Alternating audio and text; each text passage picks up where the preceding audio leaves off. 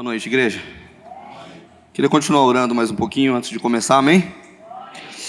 Senhor Deus e Pai, quero te agradecer, Senhor.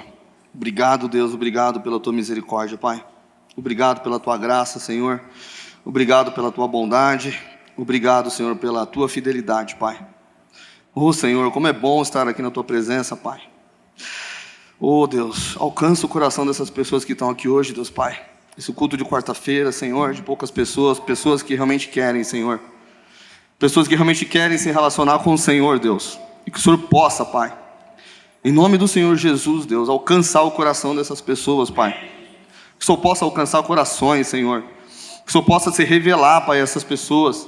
Que nós venhamos verdadeiramente, Pai, a te compreender, a te entender mais, Pai. A te valorizar, Senhor.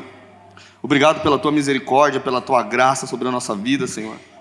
Reconhecemos a nossa pequenez, Pai, e a nossa dependência completa do Senhor, Deus. Obrigado, Pai. Temos que te agradecer, Senhor, por tudo que o Senhor tem feito, Pai. E obrigado, Deus, pela tua fidelidade, Senhor. Em nome de Jesus, amém. Pode se sentar, amém? Boa noite, igreja.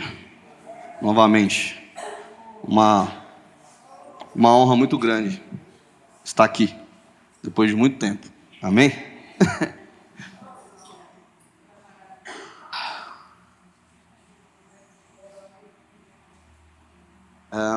Queria abrir a Bíblia no livro de João, capítulo 3, 16. A gente vai ler até o 17.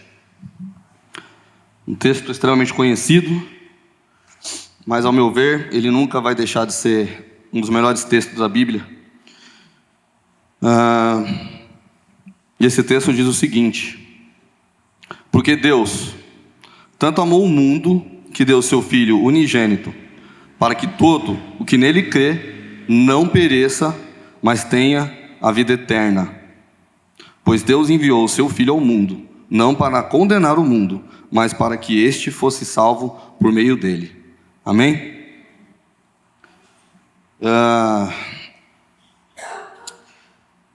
Queria compartilhar com vocês rapidamente uma coisa que me inspira e que me agrada muito, que é a maneira que a minha esposa, ela educa os nossos filhos, principalmente na maneira de falar sobre as coisas de Deus. E foi uma das coisas que me inspirou a trazer essa palavra de hoje, que inclusive tem como título o beabá da salvação. Só um minutinho, só ajeitar aqui. Eu já explico por que eu acabei escolhendo esse nome um tanto quanto irônico, de maneira proposital. A Mari tem muito hábito, todas as vezes que a gente vai dormir, quase que todos os dias, ela conta a história para as crianças. Às vezes eu revezo com ela, mas a maioria das vezes é ela. E a maior parte das vezes são histórias, né, de Jesus, são histórias da Bíblia. E essa semana, em especial, aconteceu 2 vezes, 2 fatos que foram bem bacanas. Essa semana, na segunda-feira, estava no quarto ao lado, lendo um livro, e ela contando uma história para o Noah, lá no outro quarto. E foi interessante porque ela começou a contar a história, e estava alto, e eu comecei a prestar atenção no que ela estava falando. E o início da história começou a ficar horripilante, estava legal. Fechei o livro e fiquei ouvindo. Acabei nem pegando mais no livro. E o Noah anda bastante desobediente. E a gente tem que estar sempre corrigindo, né? E ela estava falando, tentando explicar para ele como é importante ser obediente, e estava usando aquela passagem de Jonas. E ela chegou e falou: filho, Jonas desobedeceu. E por causa disso ele ficou de castigo 3 dias na barriga do peixe. Ele começou a fazer assim. Tipo, eu não vou mais desobedecer, porque eu não quero ficar 3 dias na barriga do peixe. Eu achei muito legal. E a Rebeca, essa semana, ela aprendeu a ler recentemente, né? E aí ela começou a devorar gibi, lendo muito gibi. E a gente sempre contou a história da Bíblia para ela, sempre. Mas sempre a Mari contando, não a própria Rebeca tendo a experiência de pegar a Bíblia e ler. E aí no domingo passado, a professora falou: Rebeca, você precisa ler mais a Bíblia. Professora Thaís.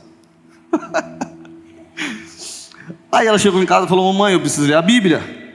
E a Mari falou: tá bom, filha, então vamos começar a ler a Bíblia. Aí a Mari tinha comprado uma Bíblia de mangá para ela, com um monte de ilustração. E ela adora, ela cata, ela já começa a ler sozinha agora, né, porque ela é toda ilustrada, bem bonita. E ela começou a ler justamente na parte onde falava da salvação. E foi legal porque ela já começou com uma pergunta bem simples. Ela falou: mamãe, o que é rasgar o véu? E nessa hora eu pensei, falei: meu Deus, será que nós estamos preparados para responder essa pergunta?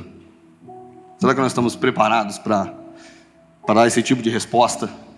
Principalmente aos nossos filhos, né? Que é a base de tudo. E a qual a gente tem que ter muita preocupação em ensinar da maneira correta. Mas, pela graça de Deus, minha esposa sábia conseguiu explicar e mostrou para ela que aquilo tinha a ver com a presença e o acesso à presença de Deus. E foi incrível. E é um pouco sobre isso que a gente vai falar hoje, por isso que eu trouxe essa ilustração. E Beabá da salvação é algo que me chamou a atenção, porque assim, Beabá tem a ver com o princípio, com o básico, com aquilo que a gente tem que saber fazer, né? E é por onde a gente começa. Então a gente começa pelo Beabá. Então tem a ver com princípio, tem a ver com começo. E muitas coisas que eu vou falar aqui hoje é bem isso mesmo, é bem básico, sabe? É bem simples. E por isso que eu vi dessa forma. Eu falei: isso realmente está com cara de Beabá. Mas por que o Beabá é importante? Por que o princípio é importante? Por que o começo ele é fundamental para nossas vidas? Porque tem a ver com fortalecimento de base. Tem a ver com alicerce. Tem a ver com reforçar a nossa fé. Tem a ver com lembrança, da gente lembrar por que a gente está aqui. Lembrar o preço que foi pago. Lembrar o motivo que nós estamos aqui, o propósito. Então Beabá tem a ver com tudo isso. Então é importante a gente fortalecer as bases, né? Eu fiz artes marciais por bastante tempo, fiz jiu-jitsu, boxe e tal. E era interessante porque às vezes você estava 2, 3 anos lá e tinha movimentos e bases que você sempre tinha que fazer. Porque se você não treinasse as esquivas, as bases principais, a maneira de cair, você não estava preparado. Então, constantemente, você tinha que estar relembrando aquelas bases, para que você tivesse força, para que você estivesse preparado. Então, as bases têm que estar forte. E às vezes, a gente acaba se esquecendo um pouco dessas bases. Então, por isso que eu achei importante te relembrar o princípio. Amém? E é interessante, quando eu fui convidado para ministrar uns 15 dias atrás, eu já estava meditando sobre esse tema, e aí tem acontecido algo interessante na igreja, né? Aí nós tivemos no domingo passado aquela confirmação da ministração do pastor, né, por meio do teatro, que praticamente foi uma introdução à palavra sem ter sido combinado. E um tópico aqui do meu esboço é termômetro do bem e do mal. Isso já estava estabelecido lá atrás também. Aí eu lendo essa semana me recordei também desse evento com o que aconteceu no domingo passado. E aí nós acabamos de ler agora então o texto de João, que é uma declaração linda a respeito do sacrifício de Jesus e do amor de Deus por nós. Certo? Amém, igreja? Vamos ficar presos aqui, que eu quero realmente tentar hoje passar isso para a igreja. E é comum a gente pensar na nossa vida de duas formas. Na verdade, só tem duas maneiras da gente ter vida eterna. Só tem dois caminhos, na verdade, né? Tem um caminho que você vai passar a vida eterna com Deus, e tem um outro caminho que você vai passar a vida eterna sem Deus. Mas nós temos que lembrar que é vida eterna. Amém? É vida eterna. E se a gente passar longe de Deus, a gente está onde? Senão eu vou chamar o Fausto aqui para reforçar. Não é não, Fausto?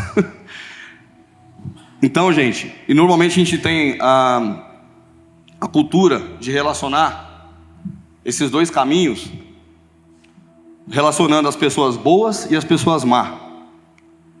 E dizer o seguinte, que a pessoa boa vai para o céu e a pessoa má vai para o inferno. Mas qual que é o nível de bondade que me leva para o céu?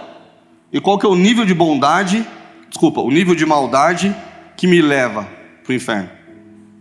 Então esse termômetro que é um tanto quanto complexo.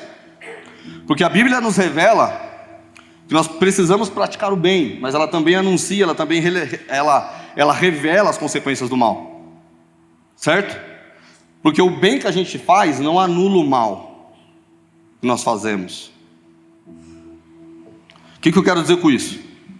Fazer o bem é nossa obrigação. Então, muitas vezes a gente vê no jornal lá, o cara achou uma maleta de dinheiro, foi devolver, todo mundo bate palma, ganha estrelinha de honra ao mérito. E, cara, isso não tem nada a ver, porque assim, o bem é nossa obrigação. Nós temos a obrigação de fazer o bem, nós temos a obrigação de fazer aquilo que é correto. Ok? Só que a gente está vivendo num momento tão corrompido, que você fazer só o previsto, você fazer só o correto, você já está sendo elogiado por isso, sendo que nós não deveria ser comum isso para nós. Mas nós temos essa tendência. Porém o mal, de alguma forma, ele tem que ser cobrado.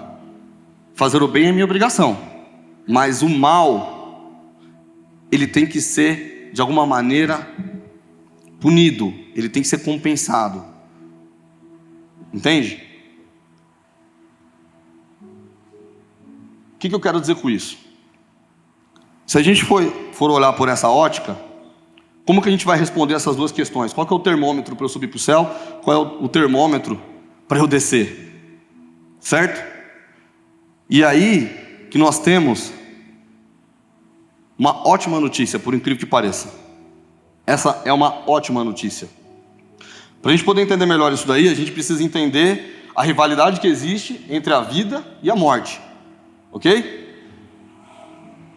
Então aconteceu algo que é o seguinte: Deus é eterno, a fonte própria da existência, é a fonte da vida. Ele nos criou como seres essencialmente espirituais, que desfrutam a plena comunhão com Ele, que desfrutavam a plena comunhão com Ele. No Éden, Deus deixou claro para o homem, para ele não experimentar a morte, para ele poder permanecer na sua bondade, por meio da obediência. Esse era o trato. Então, para ele permanecer lá, se relacionando com Deus, continuar em comunhão com Deus, ele tinha que permanecer na sua bondade, porém por meio da obediência.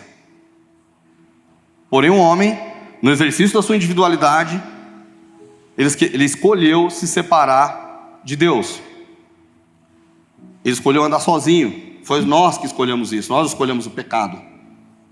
E o resultado natural e imediato disso foi a morte espiritual, e como consequência, a morte física, a morte carnal. Estão me acompanhando? É importante pegar todo esse raciocínio. Então a gente entendeu esse conceito de bem e mal. Nós entendemos que nós estamos vivendo aqui uma história e que nós vamos ter que caminhar para algum lugar. E aí nós estamos tentando entender a origem, por que as coisas de alguma forma são assim hoje. Por que existe a concepção de bem e mal, certo? E aí a gente começa a entender porque nós escolhemos, tem a ver com a queda. A morte ela existe porque o homem pecou. Ele pecou, se separou de Deus, abandonou a única fonte da vida. E a partir da queda, nós, descendentes de Adão, passamos a ser pecadores e carentes de redenção. O homem ele está morto espiritualmente. Não tem nada que possamos fazer que possa mudar isso. A religião é uma tentativa frustrada de religar o homem a Deus. Mas a religião não é suficiente. Então não são as obras, não depende daquilo que eu faço, não depende da religião, amém? Para que a gente consiga se reconciliar, para que a gente consiga se conectar a Deus novamente. Essa reconciliação, essa possibilidade de reconciliação, é necessário que haja uma iniciativa que parta do próprio Deus. Ou seja, você não tem como partir de mim, tem que partir do próprio Deus. Essa intenção, essa provisão tem que partir do próprio Deus. Só que a melhor notícia do mundo, que é as boas novas do Evangelho, e essa é a melhor notícia para nossas vidas, é que Deus, Ele agiu em favor da humanidade. Amém? Deus, Ele agiu em favor da humanidade. Olha o texto que nós lemos no início. Ele amou o mundo de tal maneira que entregou seu único filho, para que todo aquele que nele crê tenha vida eterna. Não pereça, mas tenha vida eterna. É algo incrível, gente. Assim, experimentar isso, poder experimentar a salvação, poder experimentar você caminhar, sabendo para onde a gente vai, sabendo e tendo a confiança que, independente qual seja o caminho que eu percorra, quais sejam as adversidades que eu venha enfrentar, como já enfrentei muitas, a gente sabe que Deus é fiel e que Ele vai nos preservar. Porque você é escolhido. Porque de alguma forma você teve esse encontro com Deus. E se tem alguém que não teve, está sendo excelente oportunidade então para entender como é que isso funciona. Mas quem teve esse encontro não pode esquecer disso. Olha o que o pastor Bruno ministrou hoje aqui no louvor. Essa vitória, ela já foi conquistada. Amém? Então, de acordo com a Bíblia, a nossa salvação é realizada única e exclusivamente pela mediação de Jesus Cristo, Deus Filho que se fez carne e habitou entre os homens. Amém? Isso é importante, sabe por quê? Porque muitas vezes a gente enxerga Jesus Cristo como um filósofo, uma pessoa sábia, um sábio que viveu há centenas de anos atrás, alguém muito culto, influente. Mas não, Deus, Jesus Cristo não é só isso, Ele é o próprio Deus encarnado, tomou forma humana, destituiu da tua glória para poder se entregar por nós. Sendo Deus, Jesus, Ele se fez homem. Em tudo foi semelhante ao homem, com exceção do pecado. Em sua perfeita natureza humana, Jesus, Ele vivenciou, Ele teve sensações e sentimentos como nós. O que eu quero dizer com isso? Jesus Cristo teve dor, Jesus Cristo teve fome, Jesus Cristo teve sede, Ele teve cansaço, Ele sentiu tristeza. Amém? E se sujeitou à morte, e experimentou a morte, assim como nós. Porém, a gente tem que entender que a morte, ela é consequência do pecado. Porém, Jesus não pecou. Como pode então Ele ter morrido? Entende? A Bíblia é clara. Então, o salário do pecado é a morte. Amém? Jesus não pecou. Por que Ele morreu? Então foi uma morte substitutiva. Jesus tomou o nosso lugar e carregou os nossos pecados na cruz. É a injustiça feita a Ele que tornou a minha justiça. Entende? Então, se o salário do pecado é a morte, e Deus não é um Deus incoerente, Ele não poderia se reconciliar com o homem se de alguma maneira isso não fosse pago. Por quê? Porque Deus, Ele não comunga com o pecado, Ele não tem comunhão com o pecado. Então não teria como Ele novamente se conectar, estar junto com Deus, se existiu pecado.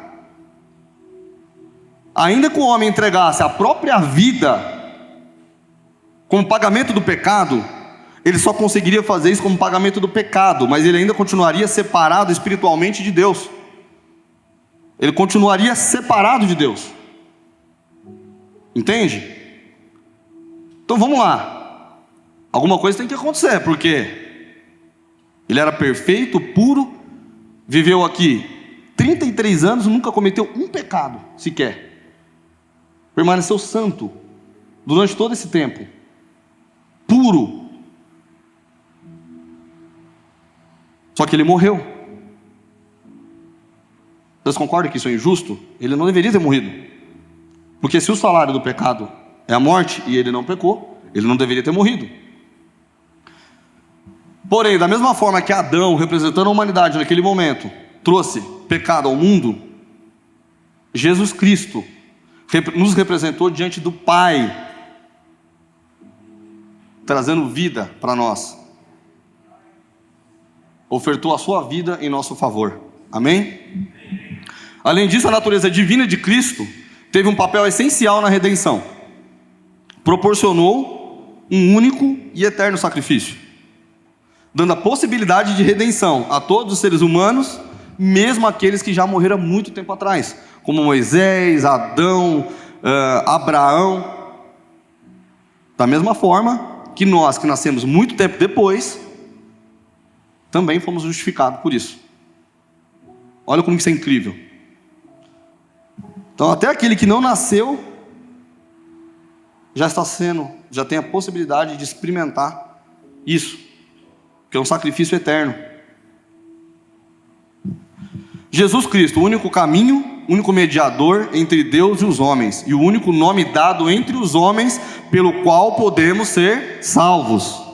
Jesus também foi o único que viveu o pecado e, tendo morrido sem culpa, ressuscitou fisicamente dentre os mortos e depois subiu para os céus, sentou à direita do Deus Pai, retornará no futuro para julgar a humanidade e estabelecer seu reino aqui na terra.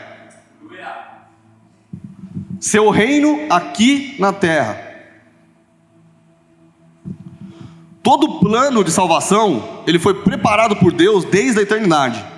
Além de prover o sacrifício, também revelou a maldade que há em nós e nos deu a fé necessária para crer em Jesus e receber o seu perdão. Por essa razão é que nós somos salvos pelo que fazer, por essa razão é que não somos salvos pelo que fazemos, mas pelo que Cristo fez. Nada vem de nós, tudo vem dele, tudo tem a ver com ele, nada parte de nós. Nós temos que entender isso. Somos salvos pela graça por meio da fé. Somos salvos pela graça, favor imerecido, por meio da fé que nós temos a respeito disso. É a respeito dele, é a respeito de Jesus, não de nós. Nós estamos aqui para ele. Amém? O seu sangue derramado na cruz nos mostrou o alto preço pago pela nossa vida. E sabe qual é o nosso papel? É simplesmente agora entregar a Cristo o que foi comprado por ele, que é a minha vida, o meu sangue.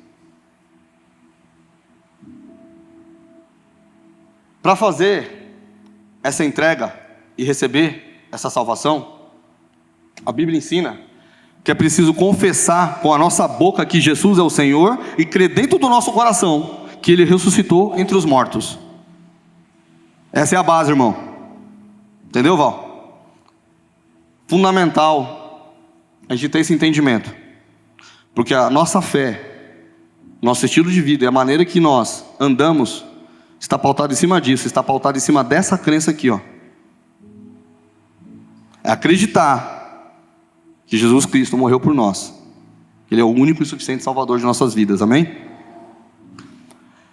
Só que, quando a gente pensa em confessar, de alguma forma, pode dar uma leve impressão ainda de mérito humano. Mas não se trata disso. Se trata da ação do Espírito Santo de Deus. É o Espírito Santo que nos conduz ao arrependimento. Então isso é obra de Deus nas nossas vidas. Não tem nada que parte do homem. E sabe como é que a gente chama isso? Quando a gente tem o Espírito Santo morando dentro da gente, e a gente começa a ter uma nova forma de viver, isso chama-se um novo nascimento. Nós somos nova criatura em Cristo. Nós passamos a ter uma nova vida. O Espírito Santo passa a habitar em nós. E sabe qual é o outro significado disso que eu acho mais incrível ainda, cara?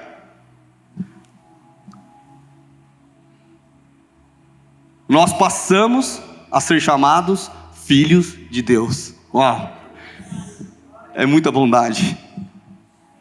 É muita bondade, gente. Assim, é um privilégio, é uma honra muito grande que nós temos. Filhos de Deus. Esse é o novo nascimento. E eu me lembro daquela conversa, né, de Jesus com Nicodemos. É uma das passagens mais lindas na Bíblia também, mas é assunto para outro dia.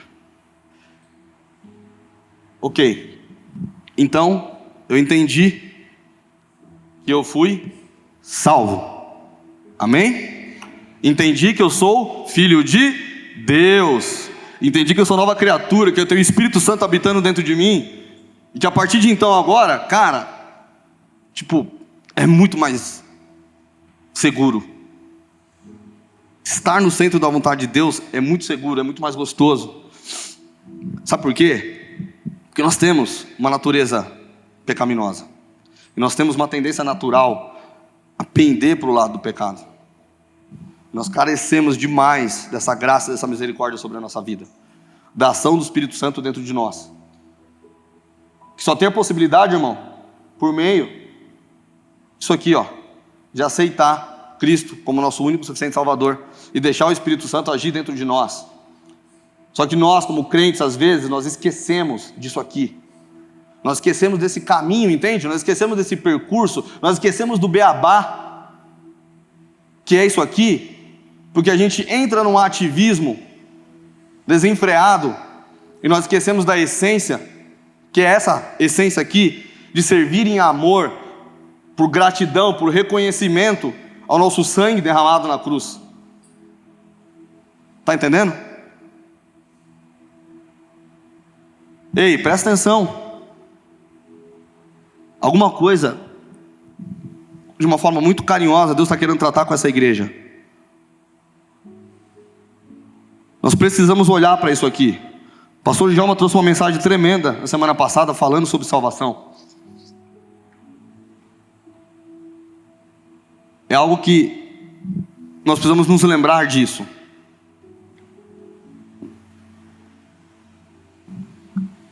Ok, então eu sou salvo. Agora eu desfruto do amor de Deus, da graça do Espírito Santo dentro de mim, de tudo isso que é bom. Mas e agora? E daqui para frente? O que eu faço? Vou viver a minha vida tranquilo? Estou garantido? De uma forma egoísta, né, Carol? Estou garantido, agora, com licença, vou viver minha vida tranquilo e sossegado. Porque vou para o céu. Minha parte eu fiz. Está entendendo?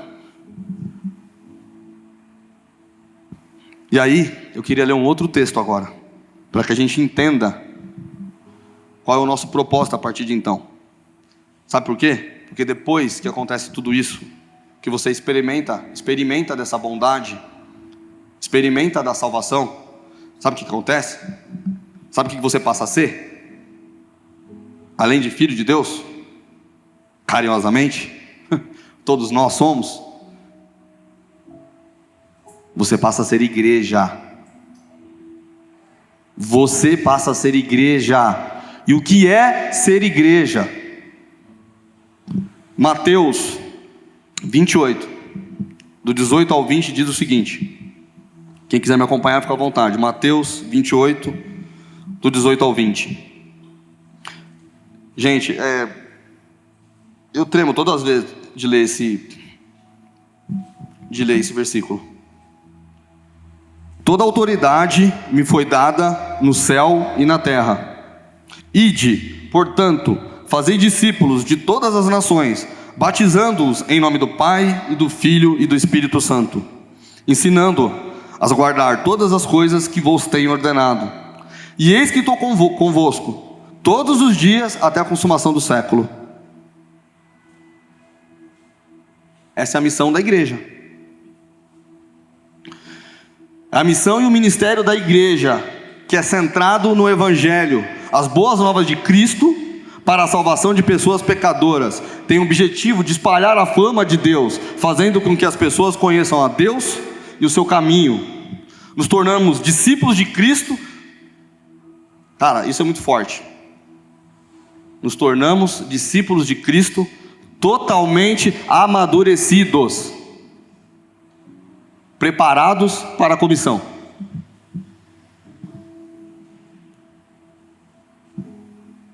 Cara, que privilégio. Então nós temos que entender que essa é a missão da igreja, essa é a sua missão como igreja, essa é a nossa missão, esse é o objetivo fim de tudo. Não tem nenhum sentido se não for dessa forma. Desde o princípio, Deus é o missionário, porque Ele enviou seu Filho. Ele já nos ensinou desde os primórdios, cara, desde a eternidade, como deveria ser. O Pai enviando o Filho para realizar a salvação. Ele dá a grande comissão à igreja. Ela tem a responsabilidade de fazer discípulos de Cristo por todos os cantos da terra. Mas esse detalhe, cara, da gente ser filho amadurecido, de ser um cristão amadurecido, é algo que me salta demais aos olhos, porque não dá para passar despercebido uma situação como essa. Porque nós como igreja, e tendo isso como propósito, nós temos que estar preparados. E estar preparado é ser maduro. Porque quando uma coisa é imatura, é como se fosse infantil. Então criança é infantil, criança é imatura. Mas quando você vira adulto, você amadurece. Quando nós somos recém-convertidos, nós somos criança. Só que alguém já viu criança, com exceção do Peter Pan, com 15 anos de igreja? Está entendendo? Como que eu, que não sou recém-convertido, ainda não sou maduro, não adquiri a estatura de uma pessoa madura? E o que é uma pessoa madura? Uma pessoa madura é aquela que não é mais demanda, mas ela passa a ser uma pessoa que agora está à frente. Ela não dá mais trabalho, porque o filho dá trabalho, quem é infantil dá trabalho. Você tem que cuidar, você tem que orientar, certo? Tem que discipular. Só que o filho maduro não.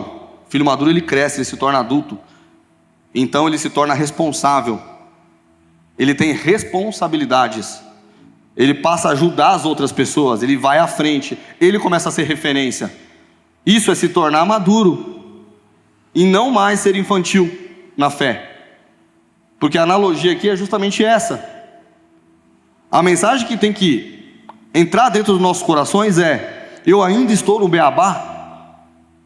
Eu ainda estou comendo papinha? Ou eu já deveria estar comendo substância? Eu já deveria estar comendo comida mais sólida?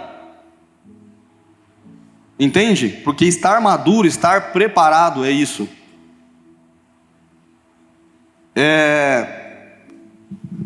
E é interessante uma coisa, gente, porque assim, nós nos preparamos para tudo, tá? Nós nos preparamos para tudo.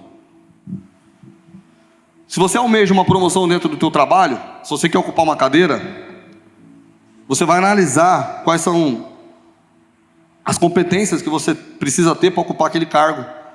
Você estabelece uma meta e você vai atrás. E você começa a se profissionalizar, você começa a se preparar para ocupar aquele cargo. Você começa cada vez mais se desenvolver, aí você faz curso, aí faz não sei o que, chega mais cedo no trabalho e começa a apresentar resultado porque você quer ocupar aquele cargo. Você vai fazer uma prova de vestibular, você está almejando uma faculdade pública, algo nesse sentido. Você sabe que se você ficar só na escola, não vai ser suficiente. Você vai ter que sair da escola, estudar. Você vai ter que fazer o curso preparatório. Você vai ter que estudar por fora. Você vai ter que correr atrás. Cara, eu fui atleta por bastante tempo. E se tem uma coisa que atleta precisa fazer é se preparar. Muito.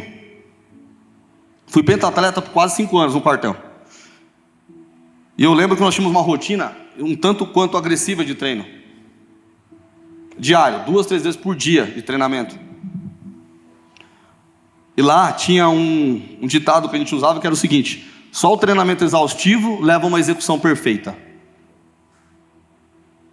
Ou seja, nós precisamos nos preparar. Então, um atleta, ele se prepara para conseguir subir no lugar mais alto do pódio, ele se prepara para conseguir entrar em campo, ele se prepara para conseguir entrar na pista de corrida, porque ele precisa treinar, cara. Ele precisa treinar, ele precisa estar preparado. Musculação é algo que acontece que é muito interessante. Você começa a treinar. Eu lembro quando eu comecei a treinar, faquinha ali, pega 10 quilinhos de cada lado, no supino. Só que assim, aí você fala, pô, eu quero mais. Aí você começa a se dedicar. Aí você se pergunta, o que eu preciso fazer para eu ficar um pouco mais bem preparado?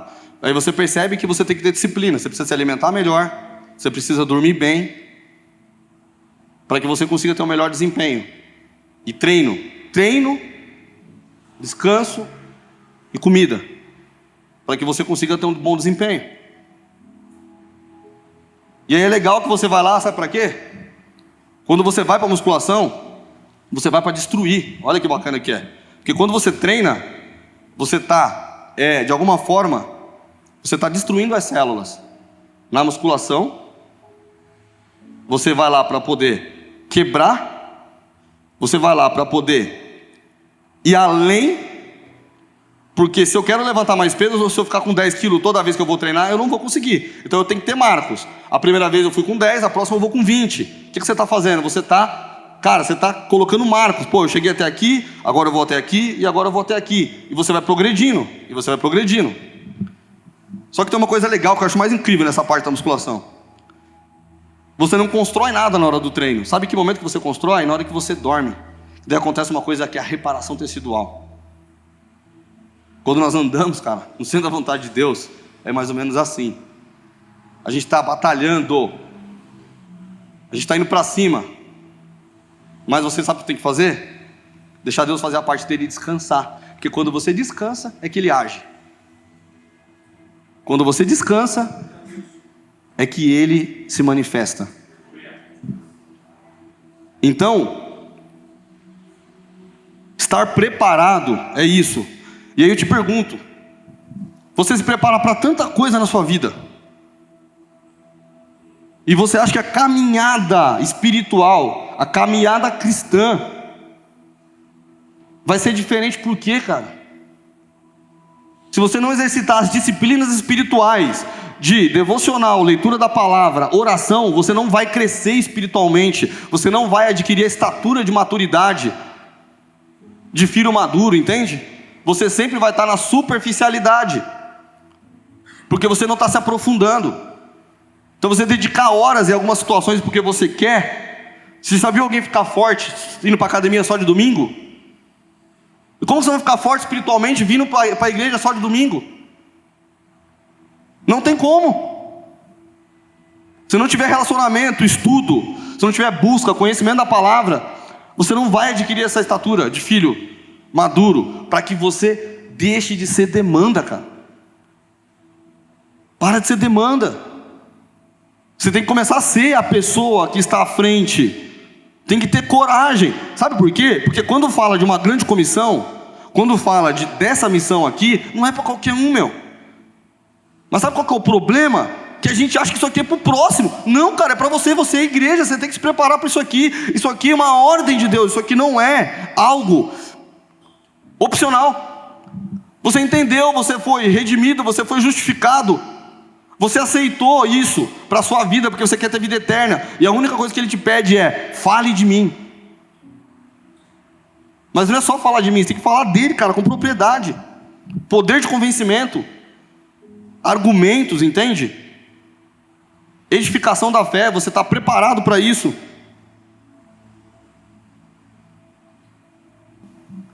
Uma grande comissão, a qual nós somos chamados, ela está totalmente ligada ao reino de Deus. Porque o reino de Deus é algo vindouro, que está por vir, mas ao mesmo tempo é hoje também. Nós temos que viver hoje já o reino de Deus aqui na terra. Nós, como cristãos, nós temos que já hoje praticar, ter práticas de vida como se nós já estivéssemos vivendo o reino de Deus. E é interessante que nós temos palavras na Bíblia como embaixador, general, reino. O que a gente tem em comum entre tudo isso? O que nós temos em comum É que para você ser uma nação, você tem que ter uma bandeira, você tem que ter embaixador, você tem que ter general, você tem que ter exército, e exército tem que ter soldados. E nós somos soldados de Cristo, nós fazemos parte desse exército. Mas a nação a qual essencialmente nós fazemos parte não é a nação brasileira. A nação que nós fazemos parte é a nação de Cristo, é a nação eleita, a nação, entende? Do reino de Deus. E você quer ser o soldado preparado ou o soldado franzininho, que totalmente aleatório, para estar governando junto com Cristo, fazendo parte da liderança de Cristo, fazendo parte desse exército de Cristo?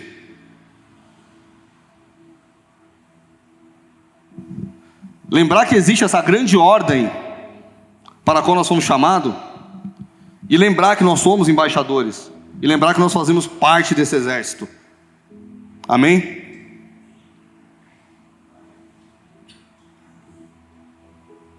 É interessante, se a gente parar para pensar, Deus Todo-Poderoso, na tua glória, manifesta e proclama a salvação da humanidade.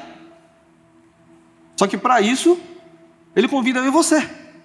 Ele, Todo-Poderoso, Ele me convida e te convida para fazer parte disso. Sendo que Ele podia fazer tudo sozinho, sem sequer pedir ajuda para nós.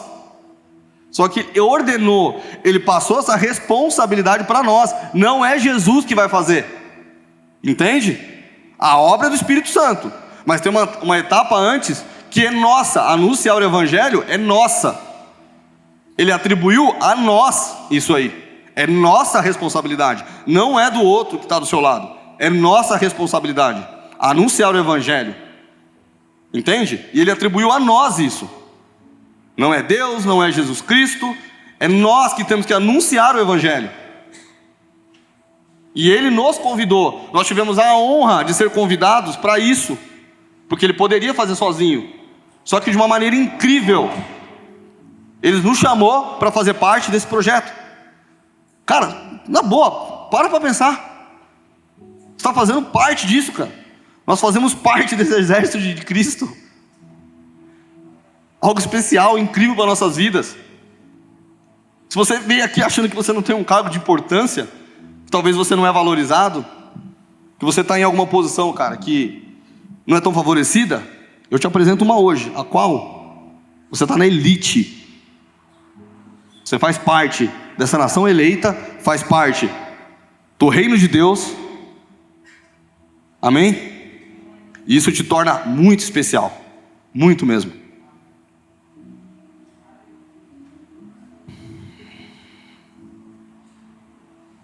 Estou acabando já.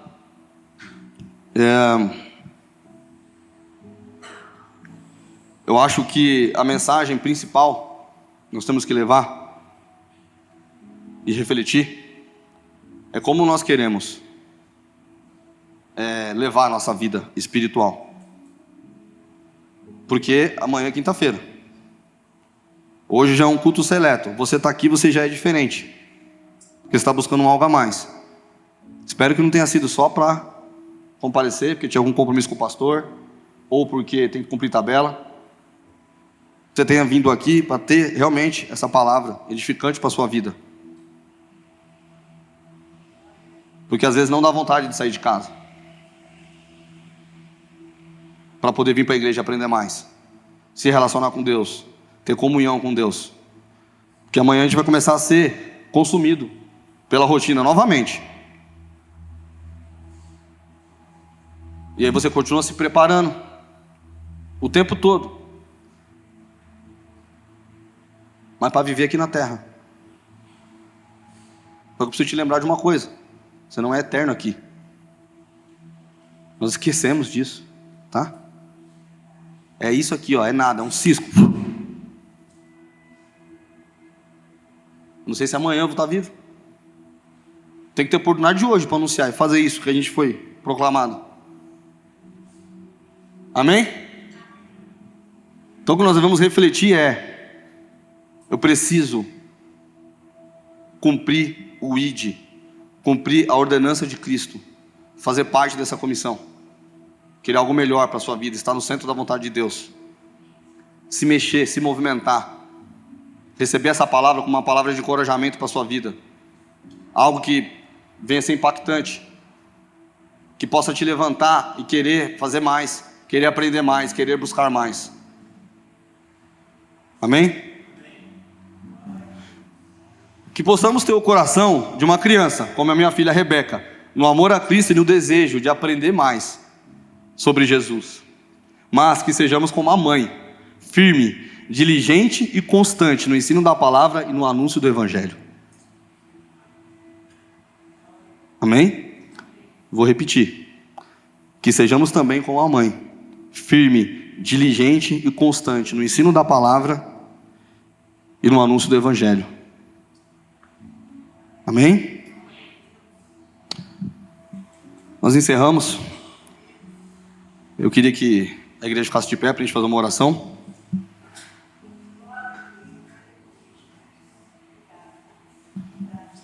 Vamos fechar os olhos. Senhor Deus e Pai, obrigado, Senhor. Obrigado pela Tua misericórdia primeiramente, Pai, acerca da minha vida, Senhor. Me perdoe, Pai. Me perdoe porque sou falho, Deus Pai. Me perdoe porque sou pecador, Deus. Oh, Pai, sou extremamente dependente, Pai, da Tua misericórdia e da Tua graça sobre a minha vida, Senhor. Obrigado porque ainda assim, Pai, só tem feito através de mim, Deus. Obrigado por isso, Pai, porque eu sei que eu não mereço, Deus. Mas ainda assim, Pai, o Senhor tem me concedido graça, tem me concedido sabedoria, Senhor. Tem me concedido, Pai, a vocação de te seguir, Deus. E por isso eu te agradeço, Pai. Agora, Senhor, eu quero também, Pai, profetizar sobre a vida dessa igreja, Senhor. Quero profetizar, Pai, sobre a vida dessas pessoas que estão aqui, Deus. Que nesse momento pode ser que não estão nem prestando atenção nessa oração, Pai. Mas que de alguma forma, Senhor, o Senhor possa mexer dentro do coração dessas pessoas, Senhor. Para que elas possam te buscar mais, Pai. Para que nós possamos nos tornar crentes maduros, Senhor. Para que não venhamos mais ter demanda, Pai, mas que nós possamos realmente fazer parte de um exército forte, Deus. Obrigado por isso, Deus Pai. Oh, Deus, de alguma maneira, Pai, traz, Senhor Deus, uma recuperação, Pai. Traz um avivamento, Senhor. Traz algo novo, Pai, um sentido novo, Pai. Novas forças para a vida da Tua igreja, Pai. Que esses cultos de quarta-feira possam ser como os de domingo, Deus. Oh, Pai, eu te agradeço, Deus. Alcance o coração, Pai, dessas pessoas que estão aqui hoje, Senhor. Alcance, Pai, pelo Teu infinito amor, pela Tua misericórdia, Deus. Nos trata, Pai, nos trabalha, Pai. Mexe com a gente, Senhor. Nos movimenta, Pai. Nos tira do centro, Senhor, do mundo, e nos coloca no centro da Tua vontade, Pai. Nos chacoalha, Senhor. Que nós possamos ter força em Ti, Pai. Confiar mais em Ti, Senhor. E acreditar, Pai, que o Senhor vai cuidar das nossas coisas, Deus Pai. Porque nós sabemos que o Senhor trabalha enquanto nós descansamos, Deus. De alguma maneira, Deus Pai, nós queremos Te enxergar, Senhor. Te conhecer mais, Pai. Que essa igreja, Pai, venha ser uma igreja forte, Deus Pai. Que nós possamos manifestar o Teu Evangelho sério, Pai, coerente. Que nós possamos, a partir daqui, Deus Pai, ser uma igreja reconhecida, Senhor, por pregar um Evangelho, Pai. Um Evangelho puro e justo, Senhor. Obrigado, Pai. Obrigado, Senhor. Que a Tua misericórdia, Pai, oh, Pai, que a Tua graça nos alcance. Que o Teu Espírito Santo, Senhor, habite em nós, Pai. Obrigado por essa oportunidade, Senhor. Em nome de Jesus, amém.